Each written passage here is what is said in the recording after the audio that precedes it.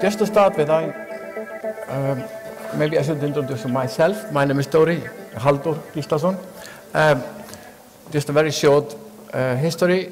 I was the first dean and established the design faculty, the Academy of Iceland. And next Monday will be exactly 10 years since we had our first day of the design faculty. So this is actually, then Johannes took over from me, so it's actually almost 10-year birthday at this weekend. Just, I was thinking, we have had quite a lot of introductions and different points of view all day, so it's kind of, it will be maybe difficult for us to make a summary of thoughts, but I thought maybe we could start by just going through, if you all could comment on or your thoughts or ideas that you could have after the day. But please do not, we actually want to have the coffee later, so please don't take long, make them short. And then I was thinking maybe it would also be interesting in the end just to have a few, I would almost say tips from you guys about where we should continue from now. But when I say tips, I mean just like 2 words or whatever, what should we do from now? And this is being taped, so we will keep it and we have some kind of a summary, because I know we are creating a kind of an idea for a design policy for the country. We are also working on a future policy. We can see this from all these presentations. And how are we going to address the next 3 years or 5 years or 20 years? So could you give us a little summary, please? From the perspective of the industries, I think the big eye-opener for the past years, and which has been summarized and focused on very well here today, is that design is not something that is separate from what you do on a daily basis when you're running a business, when you're running production. It is not a description of something that is a luxury as opposed to efficiency or something that you do on a daily basis. And design is something that should be a core part of your business strategy, really, in order to create value. But this, I think, this understanding is growing, but we have a long way to go. I think it is still, industrialists and business people are often, even though I work for them, often simple souls in a sense that they focus on the bottom line, they focus on how they can create value with what they're doing. And to date, I think in this country at least, there has not been, design has not been in the forefront of how you can add value, really. But this understanding is growing, and my 2 cents for, I don't know, do you want the recommendation now or later on? Leave it until after. Okay, Let's do a quick round of, because then you can think about what other people say. Yeah? Yes. Thank you. Jan, some ideas? Some wise words from an old man. Yes. Well, my main purpose of coming here today was, of course, to try to bring some experience to Iceland from a country which has worked for many years together with the government to try to make industry, primarily industry, to make them aware of the potential and the possibilities that lies in a better cooperation, a better understanding of working with designers. And we still have a lot of work to do in our country, as in most other ones, and if we can be of some kind of help and assistance and inspiration to the Icelandic situation, we will be more than happy to support you. Of course, I would think that most of you felt that when you heard John's speech, he sort of pulled the rug under most of us in one way. I don't think it has to be that way, and I don't think that was his point either. And I remember we had already John earlier this year as a speaker in Oslo in one of our arrangements. The year before we had another interesting person who had sort of the same kind of angle as John. It's a German professor of chemistry called Richard Braungart. He's the co-author of a book called Cradle to Cradle. And I think one of the things he said could be turned into a sort of an optimistic view of the future of the role of designers. Because as he said it, that with all the problems we have, with all the wrong things we do, with materials and energy and whatever, there's probably not a single profession on earth which has a greater possibility to influence this in a better way than designers. So regardless of whether you felt that you get frustrated or excited about what John said, I think that anyway there will be an interesting and very important future for the professional design. Yeah, in a way you're defining the job of the designer of the future, or suggesting a definition. Will you pass? Yeah, okay, please. I have a microphone here. What I've taken from this meeting today is especially the address by Andre and John, and the importance of defining value. And I think designers can have a big part and contribute a lot to the definition of value, because you can be looking at economic value or social value or human value, and I think that this is something that is of great importance for the future to how we go forward, and what we feel is the most important issues and things that we want to take care of. So I think that designers can have a lot to say in this respect, and I think all of you should consider that. Thank you. Okay, thank you. Johannes? Well, coming from the Academy of the Arts and from the Department of Design, I think we deal every day with design processes and about critical thinking, and I think this design vision that we are talking about, that we want to put down in Iceland and put on paper, has to somehow incorporate those values. And I was glad to hear Ori saying that the industries and the businesses are looking more into designers as makers in making more value everywhere. I think we agreed here today, a lot of us, on basic issues that touch Iceland. That's to say the energy issue, the food issue, that's the fishing industry, and the farming, of course. And what I liked about John's talk was this: we need to think about the purpose of innovation and design, and I think it's very important for us here in Iceland to use that thinking when we start writing this vision. Basic act of design is actually always positive. At least has been my life's experience as a designer. You never try to design something worse.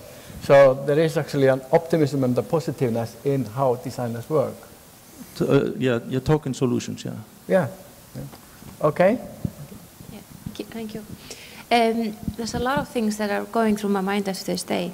I think one of the biggest points is responsibility, which we were talking about earlier on, and responsibility, because I come a lot from the tourism industry at the moment, is to actually how we're going to create the tourism industry for the future. And to think after Andre speech earlier on, I think all of us, we went to Edin when we were young, and it was, and I was actually thinking it's probably my first trip as an Icelandic tourist in Iceland to go to Eden for ice cream. So that really made me think. But on the other hand, it's a positive step that you're taking, is that our ferðamálaþing, which is our annual tourism meeting, is about design and tourism. So I think this process is getting into the industry as well. But of course, like Ori said, this should be a part of the business strategy, and this is a way and a process, and I think all of us need to be thinking about this. And I think, like I said before, I think responsibility and how we want to see the future is a big part of this ideas. So I'm not going to leave it short. Yeah. Thank you. Yes. Well, I think it's very important for us to think forward, and sometimes I find the discussion here in Iceland is more of what can the society do for the designer or design, and discussion maybe is design for the design. I think maybe it's a good way to think of for the sector, to maybe think of what can designer do for the society, to add value to the society. How can we show more responsibility? And how can we add value to better life?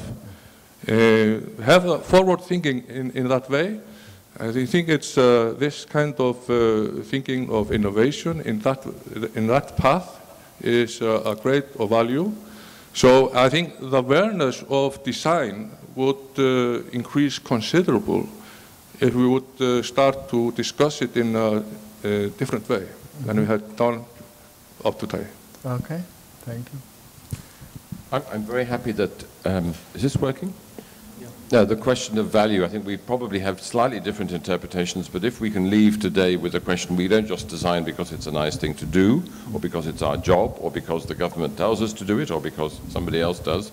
We have to say, are we going to create more value than not? I personally think that creating resilience and preparedness and resourcefulness in the face of these future difficulties is by itself a form of value. It's not a product or a service that is new and exciting, but it actually is probably important in the long run. But the second thing I would like to leave us with is this notion of we're coming to the end of gradual change. All my life it's been, well, let's make things a bit better because we can't do everything at once. And that's a very strong part of, supposedly grown-up thinking. But a man called Gunther Pauli told this wonderful story. He said, look, if you're a thief, you've stolen something and you go to the court and you say to the judge, well, I'm going to steal quite a lot less in future than I've been up until now. Is the judge going to give him any sympathy? No, he'll throw him into jail. I think we have to basically decide we're coming to the end of a bit better all the time and actually saying, a fundamental break from the old ways, because this does not mean inactivity, it means more innovation, not less, and therefore it's I think it'll take a great deal of pressure off, as we say, no more ifs and buts. Mm-hmm. Okay, thank you. Yeah, apart from converting now to become a happy doomer, it's in my nature to think this way, and I think the opportunities are in the dogmas and the stigmatization that we see around us, and that's what I refer to as originality. On the other hand, I have no worries. I think we are on our crusade to improve and maybe create that utopia that we created a long time ago, and we all refer 20, 30 years ago. Working with young people coming out of school today, it's totally different. I have no worries that they won't figure it out, what matters, for what reason, and how to do things. I have no worries for that. I'm more worried where they will lead us to. And I think for us, we are looking very much for growth. We're looking for prosperity again. Where can we find it? And I think we saw some examples today and encouragement from John and others that look into the small. It's okay to run a small operation. They don't all have to grow into huge enterprises.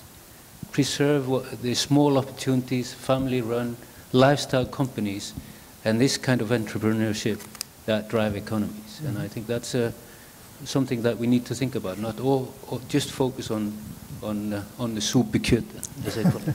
Just on small things, they are good. Okay, and the last one. You okay? Yeah. Yeah, we heard a lot of very positive and interesting examples today from the food industry, from the farming industry that I had never heard of before. But I really think that from an innovation theory point of view, and we all believe, there's a lot of hype that innovation is what's going to save Iceland. Innovation needs to be true innovation. It needs to be a boundary activity. And coming from, of course, a business school, to me, the boundary needs to be technology, design, and business. And so I think that maybe was a little bit missing today. I know that the Academy of the Arts and Reykjavik University have collaborated on courses which have resulted in some tremendously creative output.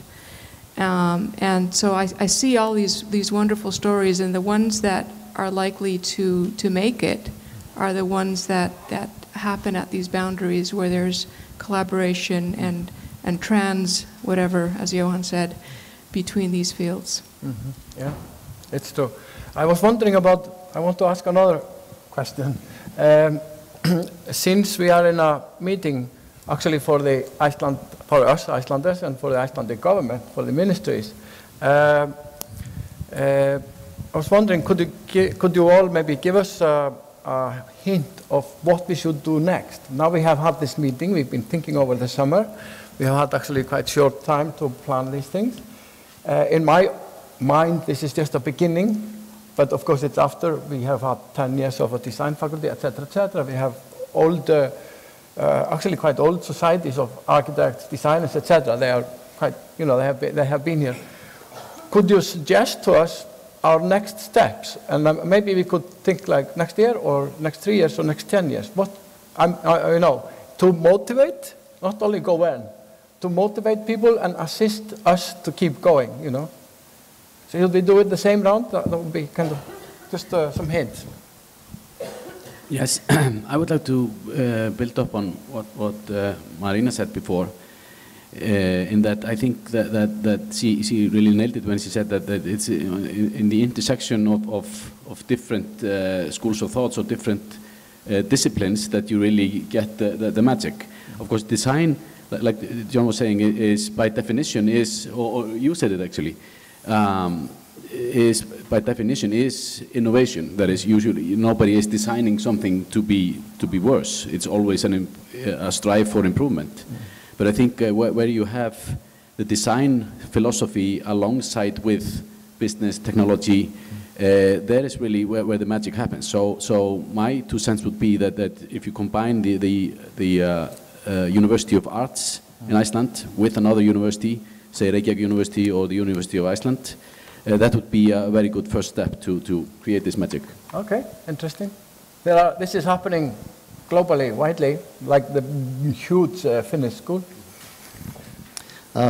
If I should try to give any kind of advice, I think it would be that, getting back to what was the initial agenda today, the design policy for Iceland. Yeah. I think that regardless of how positive or negative we view the future, I still think you should speed up the work of developing, continue to develop your design center and work with the government towards the design policy. And I think that the main reasons for that would be that having those institutions, having the government supporting it, will be important to create an understanding of the value of design and designers and the potential. And then you can sit down and with government, private industry to see how do you want Iceland, what do you want Iceland to be in the end. And the second point would be that we heard some good examples today. I think you increase the focus on the young generation and the young designers. I think the most exciting thing that I personally do every year is to see when we have our annual design award, where we have a special category called the Young Talents. It's definitely the most exciting thing we see. And then we see how far out they are already prepared to think and go trying to solve the problems that we are facing. So design policy including very young people. Okay, thank you. My recommendation would be to try to continue to cultivate and develop the relationship between the business community and design. And just like Ori mentioned, I think that on the borders of disciplines you have the true innovation, and I think actually that the bodies within the business community could support this effort, like Samtök Iðnaðarins and Samtök Atvinnulífsins. So I think that would be definitely something that you should try to pursue. Yeah.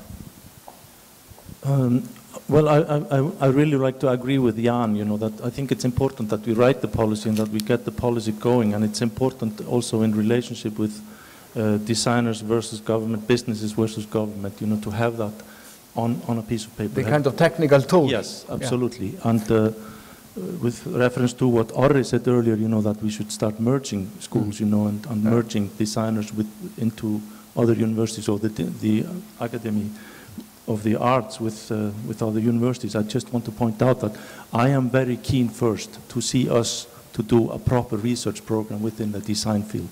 We are lacking tremendous power there. We can show you how forceful it can be if we have that research. Right, yeah. Because the design school is still only BA. It's only fundamental program, yeah, which is a BA program. Yeah. And of course, in my experiences, I have been teaching abroad. Master is another location where there is deeper research. It also hinders us in doing all sorts of activities, not only within Iceland, but also abroad. Yeah. And that is really affecting us quite a lot. We've had to say no to a lot of projects because we're not at an MA level. Yeah, right. Yeah, okay. I would say speed up the strategy. But on the other hand, I would also recommend that we work a bit more together with the private sector as well, and that we're not thinking about it as a top-down strategy in a way. We have to be very careful on that. What Ari said before about getting the universities together, I think education in this part is very important. And just to think about the designers themselves, I worked for the Trade Council before on consultancy and training, and there was a lot of designers there, and still are, who are trying to export their products. And not only that, and I think it's the same with the Innovation Center as well, they are lacking a lot of business methods and the business practice. So I think in the sense of this, it's very important to actually gather those people together with the business sector. So I think that would be the recommendations from us, is speed up the strategy and do the education a bit more. It's the classic philosophy of creative people are not clever in business, in a sense. You know, something that we have been developing quite a lot in the music industry, because that is probably a bit ahead of. I'm just wondering, you know, make a rock band and make some money abroad. Yeah, I mean, I think it differs between people, but you can feel it in a lot of designers that they're lacking the business experience. Of course, and people should. We are all different, and we have all different kind of education and experience. So let's use each other. Let's use the experience from or the expertise from everyone. So. Thank you. Yes, I think you probably have a procedure of forming the policy, and I think you should stick to that, and if you can, speed it up. And I think it would also be important to have in mind to have it a stakeholders driven, as has been mentioned before, because it cannot be, you know, design policy for the designer. It needs to be design policy for the society, and it also needs to be. We need also think of you know, the end user. It needs to be customer driven, with a responsibility, and if you have that in one package and speed it up, we are in great shape. Okay, John. My strong advice would be to stop fantasizing about design policy as meaning the government giving you money to tell the world how wonderful you are. That money is not going to be available. It's not coming. Forget it. And secondly, I agree with you that if design policy is not about just transmitting messages about the importance of design, a lot of what design does is terribly bad and damaging in all sorts of respects. I think the powerful things that will create public respect and dialogue about design are the stories we've heard today about people who go and work on a project, a food project, a health project, a housing project. And I have to say that in my travels, there's something called the Transition Towns, which is 600 or 700 groups of citizens, including designers, spreading at tremendous speed over the last 5 years, have not received one single pound or euro from any government or regional authority. 100% volunteer and participatory work. That's one of the most exciting centers of social innovation in the world at the moment. So maybe some money will follow once you've got a basket of fantastically inspiring stories to shout about.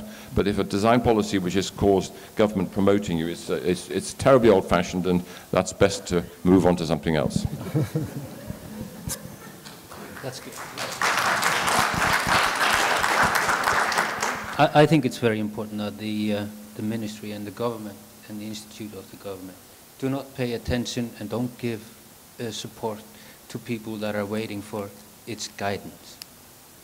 They can wait a long time more and should be waiting. There is plenty of people that are taking the initiative and making the moves, and look for those opportunities. That's where the government should be looking for. They will never solve this problem. They're not meant to do that. They can help and build the groundwork for it, but there are good initiatives out there that we need to. And another thing is, I think take a step back and have the courage to define what is a good business, what is a good design. Just have the courage to step forward and say, that's a good business, we like that, and promote design and promote those products that come out of it. And don't shy away from that task of defining what is good and what is bad. Yeah, it seems to me that, at least in my experience, I have not lived always here, that people start projects usually before they get the money quite a lot. And many people in Iceland do lots because money is weak, or they actually don't know the methods of getting the money, which is another way, which is to go to the bank. How do you meet a bank manager? I'm young, I've never done that. You know, that's kind of interesting how people start.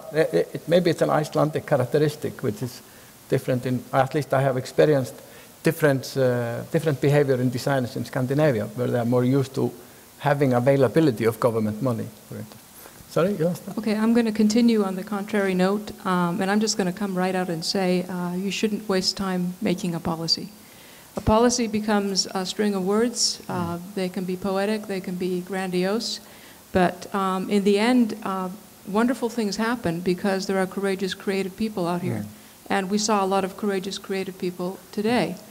What I think hönnunarstefnu, which I believe is the name of the body that arranged this, should be doing and putting its energy into is removing barriers. We heard from the clothing designers this morning who are dealing with ridiculous, truly ridiculous barriers to doing wonderful things. And I think a body such as hönnunarstefnu should be focusing on removing barriers rather than crafting a policy that's just going to molder in the bookcase. That's interesting because it's interesting because removing barriers is also maybe a bottom line of some kind of a design policy, because I'm thinking back to the 70s when I was in UK and the design center there, etc. It was so much about designers working together, while today it's really about designers working with others.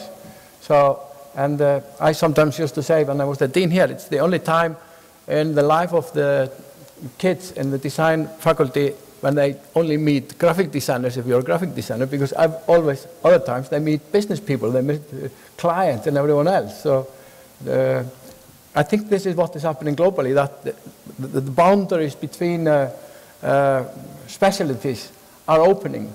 Not only are people educated in one thing and do something else, but the boundaries are opening greatly. And for instance, the projects that I work with globally, we don't really ask any longer, are you a designer? But we know where people come, you know, so it can be a, you know, landscape architect, whatever, because it seems to be the focus of the person in a way. I don't know what kind of specialty.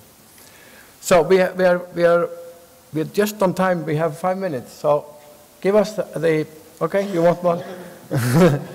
I want the key words, and it will be taped.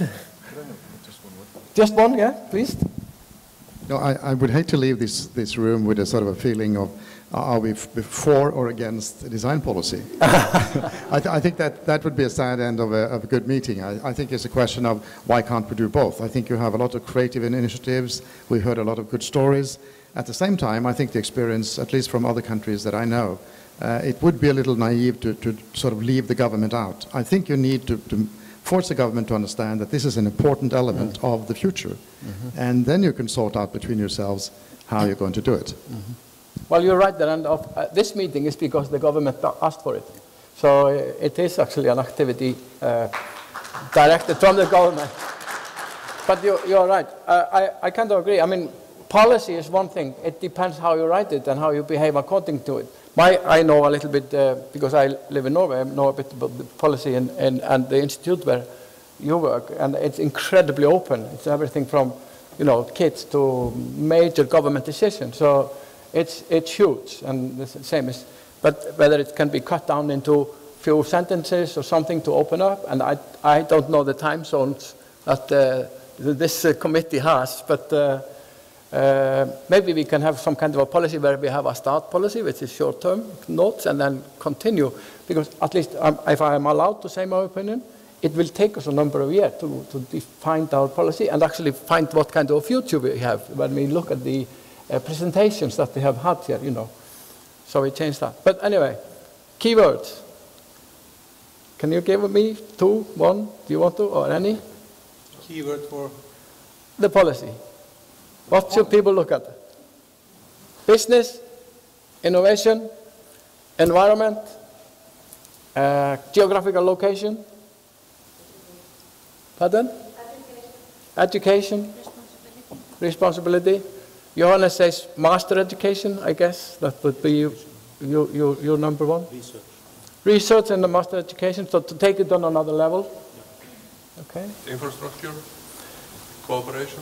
Cooperation between educational institutions and the institutions that run or look out for industry and education, I guess. I think stakeholders. I think it's important that we have a policy. That's my opinion.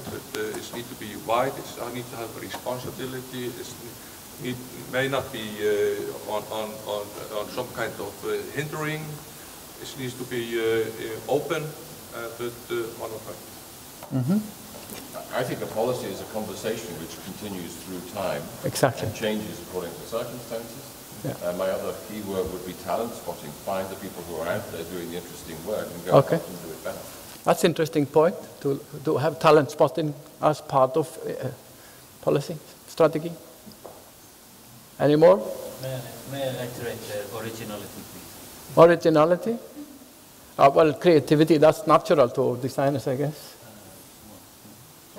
And I will keep myself and urge you to look for the opportunities and boundaries. Opportunities and boundaries. Global position, it must be something. If we have seen quite a lot of presentations about global conditions, so global position, and actually that has to do with the travel industry, the hot water industry, etc., etc. So it's interesting as well. Anyway, I should thank you all for giving your few comments, and we have this all taped, so we can accumulate it maybe into something. So I must thank you very much for... accumulate into a policy, maybe? Yeah, maybe start working on the policy now. Okay, so thank you very much.